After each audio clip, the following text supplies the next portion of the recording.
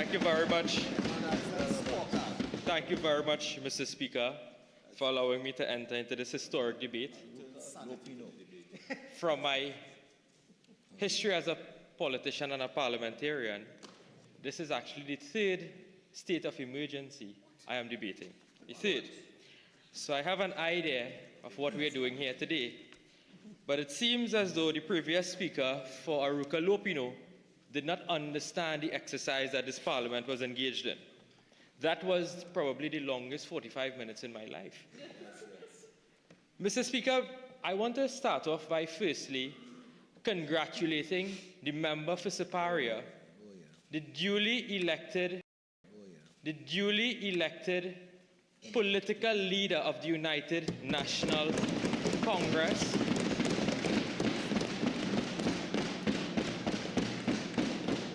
for her brave, her courageous, and her decisive leadership in this particular matter of the state of emergency. Mr. Speaker, as a government, no government, in fact, will take a light decision in declaring or asking the President to proclaim a state of public emergency. And the information and the intelligence that this government was met with, the National Security Council, the Prime Minister, the Attorney General, was enough to ensure that in a matter of hours after receiving that intelligence, Her Excellency was informed and a state of emergency was called to ensure that we dismantle the criminal syndicate that was existing in Trinidad and Tobago. So when the member for Aruka Lopino talks about whether the threat continues to exist and so on, well, Sherlock Holmes, we are here for an extension. We are here because the threat exists. We are here because we have to ensure that we give law enforcement the laws, the authority, in order to avert any of those threats that the Commissioner of Police, through the Trinidad and Tobago Police Service, would have informed the executive arm of the state. Mr. Speaker, the member talked about scorecard.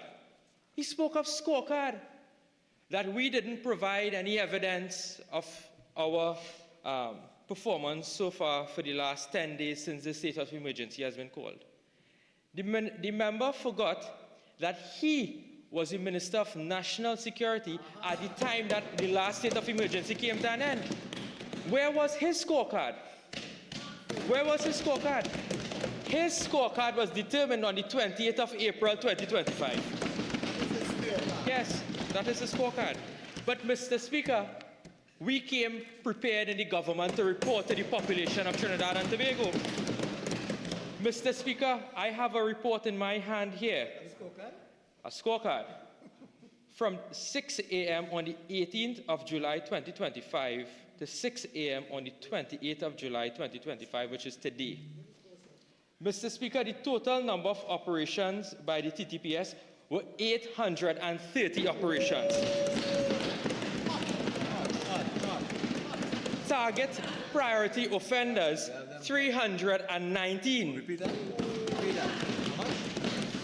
Searches conducted vehicles/premises, 5,153. Traffic operations, 449. Total persons arrested, 349. Wow. Mr. Speaker, firearms found, 9 revolvers, 19 pistols, 5 shotguns, 3 rifles, and 2 air rifles. That is 543 rounds of ammunition of different assortments seized, Mr. Speaker. That is our scorecard. That is our scorecard. That is our scorecard. So when the member said that I indicated that a SO is a plaster on an open wound, Mr. Speaker, we have mobilized the surgeons. We have mobilized the surgeons. Mr. Speaker, I then heard he said that we had a Commissioner of Police acting. They must remember they left Trinidad and Tobago without a Commissioner of Police. Not even one acting. Because Their political leader decided to go to President's house and pull away a list and collapse the Police Service Commission. Who did that? Rowley? But we must remind them, Mr. Speaker, of their scorecard. We must remind them. We must remind them. One answer my screen. Mr. Speaker, I heard the opposition leader in the first debate indicate that the opposition is not in the business of politicizing crime. Now, when I heard it, I felt good. I said they are supporting us. They want to unite this country so that we can fight the criminals, because the gangs have united themselves. We must unite ourselves in the parliament to fight the criminals. But, Mr. Speaker, I found an article 2 days after the state of emergency, Trinidad Newsday, 20th of July 2025, Beckles on SOE, government has surrendered. 2 days after the SOE, the opposition leader was politicizing the SOE and the issue of crime. Beckles claimed, and I quote in the article, "This is total and absolute surrender and hapless hopelessness. This SOE does not address the root cause of crime. Au contraire, in the absence of better information, it injects fear and terror into the minds of the wider citizenry." When the member was part of the last cabinet led by Rowley/Young, why didn't the member say something about that government has surrendered in last December when they called a state of emergency? But you see, Mr. Speaker, the opposition is engaged in political hypocrisy when it comes to this debate. Clear political hypocrisy. The member said, use another word. Use another word. Follow suit from your learned friend. white jacket, black jacket.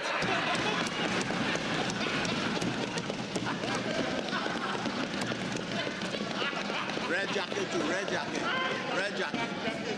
Black, white, red jacket. And then the member for Arima said that the main issue in this debate, and I have my notes here, Mr. Speaker, is that we are curtailing rights. Of course, a state of emergency is the suspension of rights. And she said we must not militarize the state. These are her words, Mr. Speaker. Where was the member when under the last state of emergency they banned open-air cremation and that was found to be unconstitutional? Mr. Speaker, when the state sponsored the abduction of a private citizen from Barbados, Brent Thomas, where was the member's voice? When the PNM government placed a House Speaker under house arrest, Mr. Speaker, where was their voice about militarizing the state, using a SOE? And when that previous government removed special majority provisions from legislation, where was the voice in militarizing the state? But two speakers, Mr. Speaker, in fact, raised this issue of special majority legislation because this is part of the fight against crime. And the member for Arima and the member for Port of Spain North, Centre and West repeated the argument that when we were in opposition, we never supported crime-fighting legislation, in particular special majority bills. That is the furthest thing from the truth. You see, Mr. Speaker, we have to now set the record right on this particular matter. We always have to do this. Mr. Speaker, when the Tax Information Exchange Agreement Act came, we supported that. When the Income Tax Amendment Act of 2020 came, we supported that. When the Mutual Administrative Assistance in Tax Matters Act, we supported that, Mr. Speaker. The Sexual Offences Amendment 2019, we supported that. The Anti-Terrorism Amendment Act of 2018, we supported that. The Insurance Act of 2018, we supported that. The Anti-Gang Act of 2018, we supported that. FATCA, we supported that, Mr. Speaker. Mr. Speaker, there was one issue I heard that they said that we didn't support the bail bill. That is the furthest thing from the truth, Mr. Speaker. When we were in the opposition, we supported that bail bill. We supported it. They needed our vote, and that became the law. And then I heard the member for Port of Spain North, Centre and West talk about bail. Well, Mr. Speaker, I was astonished. I did not know the member thought that right existed in Trinidad and Tobago. because when they were sitting on this side of the House and they brought legislation to restrict bail, Mr. Speaker, they will speak against it. We were the ones protecting the democracy of Trinidad and Tobago. That is what we were doing. And we are still doing it. Mr. Speaker, I was absolutely shocked when I heard the member for Port of Spain North, Centre and West. I was absolutely shocked when he spoke of the issue of bail. Mr. Speaker, I want to raise some issues in relation to the regulations that the member for Port of Spain North, Centre and West would have raised. He said, Regulation 12 of our regulations in 2025 he said it's probably the most offensive regulation he has seen in the regulation so far. This deals with searches, Mr. Speaker. Notwithstanding any rule to the contrary, a police officer may, without a warrant and with or without assistance, and with the use of force if necessary, A, enter and search any premises, or B, stop and search any vessel, vehicle, or individual, whether in a public place or not, if he suspects that any evidence of the commission of an offense against Regulation 8 or 11 is likely to be found on such premises, vessel, vehicle, or individual, and may seize any evidence so found. Mr. Speaker, I had to pull back up the 2024 Emergency Powers Regulation. That was the one that the last government, where the member was a member of the National Security Council, he was on the verge of becoming the Prime Minister. Mr. Speaker, you know they have the identical regulation in their 2024 regulations. The most offensive one he spoke about. Instead of Regulation 12, it was Regulation 13. But, Mr. Speaker, word for word, that is political hypocrisy. Black jacket, white jacket, sorry. So, Mr. Speaker, when I hear about the member talking about we are suspending the right to bail and the right to habeas corpus according to our regulations, Mr. Speaker, you know that was the exact same provision found in the 2024 Emergency Powers Regulation promulgated by the last PNM government. The exact same thing. This is nothing new. When you're in a state of emergency, there are certain rights that have to be restricted because we are trying to protect the general citizenry and the public of Trinidad and Tobago, Mr. Speaker. But, Mr. Speaker, ordinary citizens' lives are not disrupted by an SOE. It is the lives of the criminals that are disrupted by an SOE. That's whose lives are disrupted. But up till now, Mr. Speaker, we don't know what the opposition position on this matter is, whether they're supporting or not. I heard the member for Aruka Lupino said it depends now. Earlier on, I heard the member for Arima saying that they're going to support. And, Mr. Speaker, I had cause to look at a media release that they would have issued as soon as the SOE was declared. Citizens deserve clear, timely leadership on national state of emergency. The opposition is currently reviewing all available information in the public domain, including the SOE regulations and a transcript of today's TTPS briefing. We will convene in caucus to assess the national security concerns raised and will issue a further statement on our position following that internal consultation. Mr. Speaker, I don't think they have met in caucus as yet, because we don't know what their position on this particular matter is. They said a further statement will be forthcoming. We are yet to see that particular position. But as a proactive, responsible government, Mr. Speaker, we are pressing on with the nation's business. That is what we are doing. We are pressing on with the nation's business. And then the member again for Arima said that and a few of the members, they raised that there is some level of inconsistency with what the Prime Minister said, with what the Attorney General said, with what the Commissioner of Police said. Mr. Speaker, that is absolutely false and misleading. In fact, all three office holders were very consistent in the communication that was coming out from each of the individual's office, because we understood that there was one particular issue in respect of the intelligence reports that prompted the SOE together with other matters, Mr. Speaker. All office holders were very consistent in their messaging with that matter. The police service has indicated, Mr. Speaker, and it is no secret anymore, and it's contained in the President's statement of what exactly prompted the state of emergency, and that is what the government acted upon. It acted upon threats with respect to members of the judiciary, members of law enforcement, members of the protective services, in particular damage, deliberate criminal damage to police stations and so on. These were things that were reported widely, Mr. Speaker, and were contained in the intelligence reports, in the briefings, and in each of the statements issued by the three office holders. And Mr. Speaker, I remember that evening. I was also part of the National Security Council. We were in fact briefed. All of the members of the National Security Council were briefed.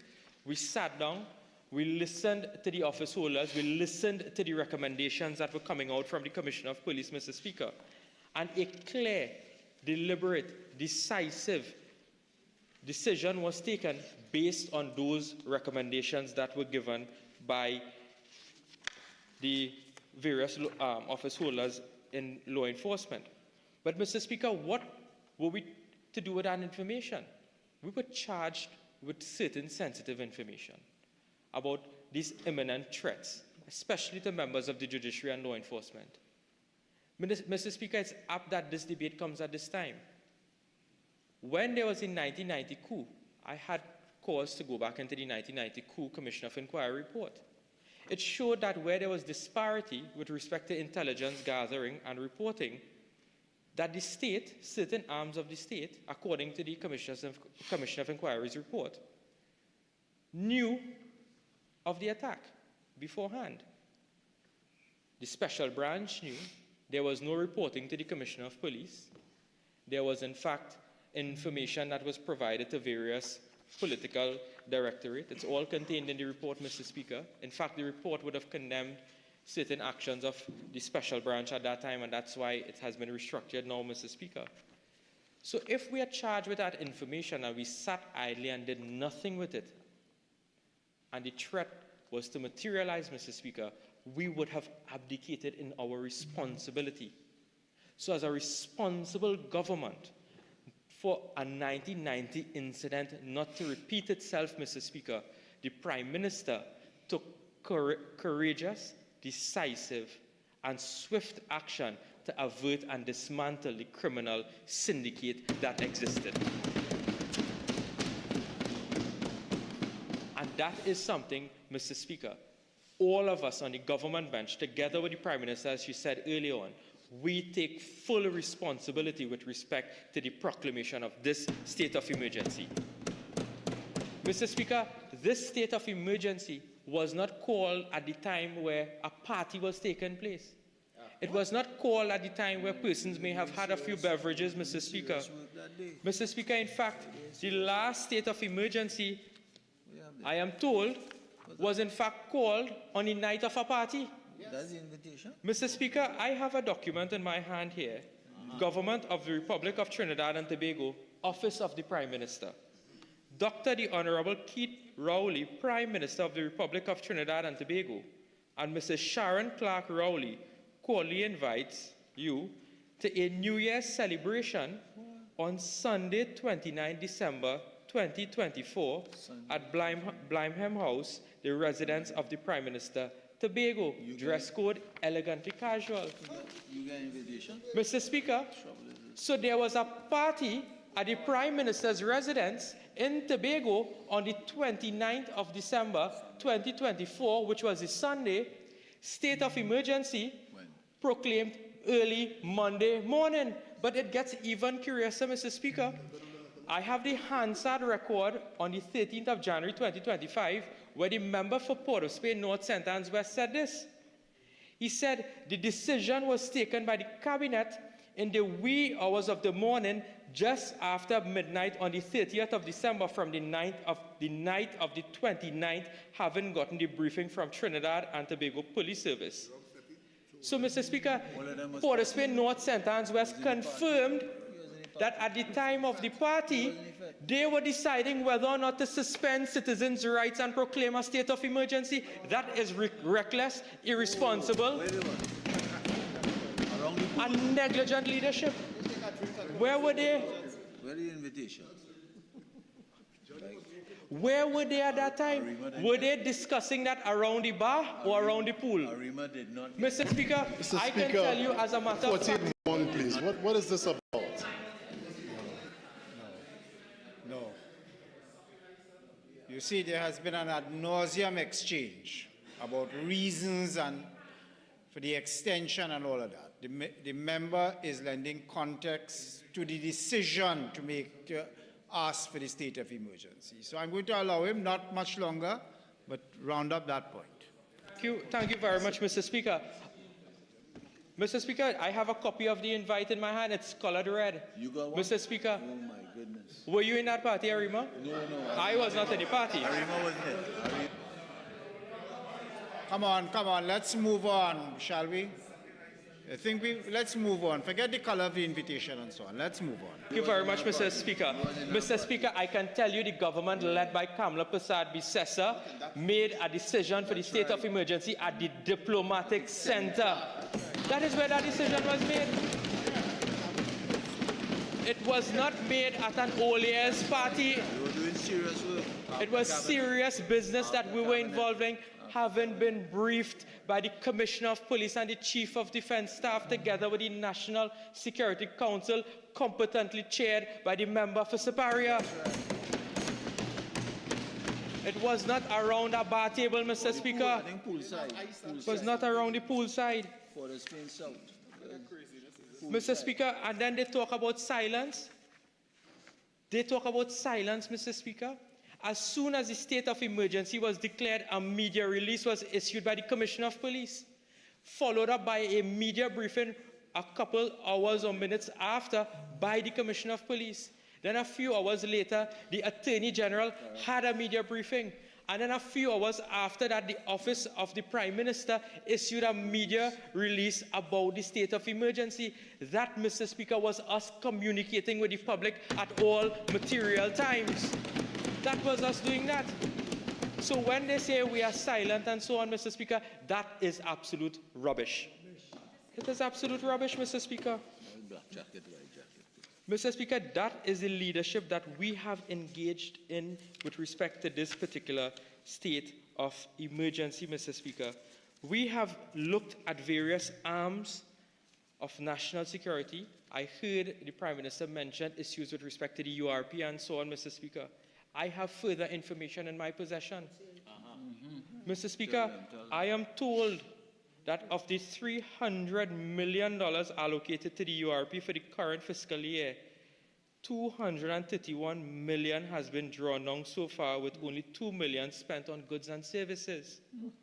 The remainder has been assigned to payroll, but the initial study found that just over a quarter of the 16,000 named employees go to work. Only a quarter. Only a quarter go to work. Of the 1,100 people on the monthly paid roster, a minority turns up for duties. Many workers are political beneficiaries of a corrupt system. There are at least 80 gang bosses who submit names for monthly payments. The listed workers are given a quarter of the wages for the use of their names. The bosses were traced to close alignment with the previous administration. Of the 700 URP work groups in Trinidad, 500 are assigned to the 6 regions along the East-West corridor. The current URP administration has promised to exorcise the ghost culture and to create jobs for the dispossessed. The new leaders said gang bosses have become millionaires, while the intended beneficiaries are on the breadline. Similar rackets have been uncovered at CPEP and the National Reforestation and Watershed Rehabilitation Program. Mr. Speaker, this is what we are preventing as a government. This is what we are preventing. They, through their negligence, Mr. Speaker, and incompetence over the last 10 years, have allowed these programs to run in such a manner and now complain about the crime situation. But we will ensure that we fix it on the side. We will ensure that we fix it on the side, Mr. Speaker. Mr. Speaker, I also want to talk about the scorecard that they want to give us, Mr. Speaker. The scorecard. Mr. Speaker, in their state of emergency, I happen to look at something called detention orders, because under the Emergency Powers Regulation, a detention order can be issued by the Minister of National Security for any person. Mr. Speaker, based on the legal notices that have been published, we found 49 of those detention orders. Mr. Speaker, do you know all 49 were revoked? I don't even know if they charged someone under their state of emergency, Mr. Speaker. All were in fact revoked, Mr. Speaker. I don't know if they charge anyone. So when they come to talk about scorecard, Mr. Speaker, I don't want to use the other word. All I have to say is white jacket and black jacket, Mr. Speaker. And then, Mr. Speaker, I want to tell them, a state of emergency is not a government's plan to fight crime. No government will sit down and say, well, in the year 2026, we are going to call on a state of emergency to deal with crime. No, no government will do that. It is because something that is extraordinary would have prompted the government in order to act swiftly, in order to curtail certain rights to apprehend the threat. But, Mr. Speaker, we knew when we were coming into office, we had a plan. In fact, everyone on this bench, listening to the member for Siparia on the political hustings over the many years, outlined the plans in order to deal with crime. And, Mr. Speaker, in my hand is United National Congress Manifesto, which was in fact adopted as government policy by the Cabinet. And, Mr. Speaker, they asked for plans. They asked for plans. I will give them some plans. Plan number 1, pass stand your ground laws. That is being consulted now, Mr. Speaker. 2, create the offense of home invasions. That is being done through consultation, Mr. Speaker. Allow for the right to bear arms or modify the current legislation to make acquiring firearms by law-abiding citizens easier. That is our next plan, Mr. Speaker. Change the legislation to make gating communities easier. Plan 4. Plan 5, increase the complement of municipal police, including the SRPs.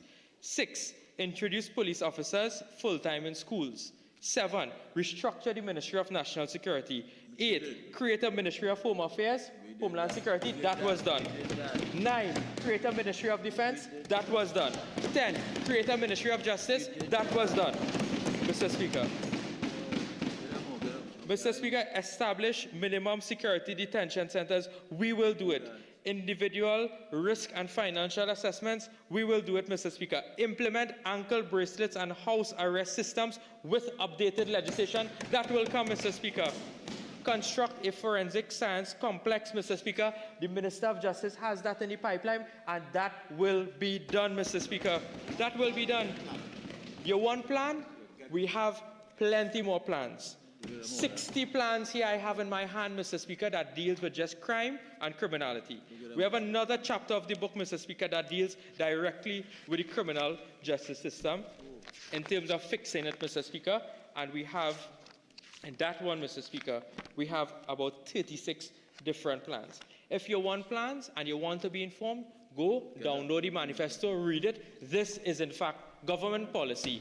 And we will ensure, Mr. Speaker, that what we promise to the citizens of Trinidad and Tobago, we will deliver.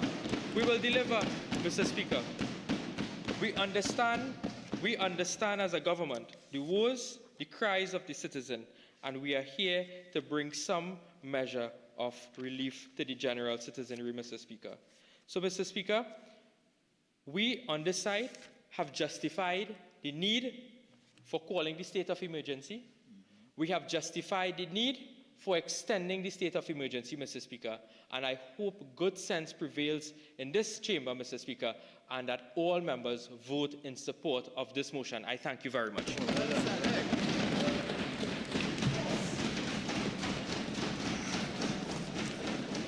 Daventile West.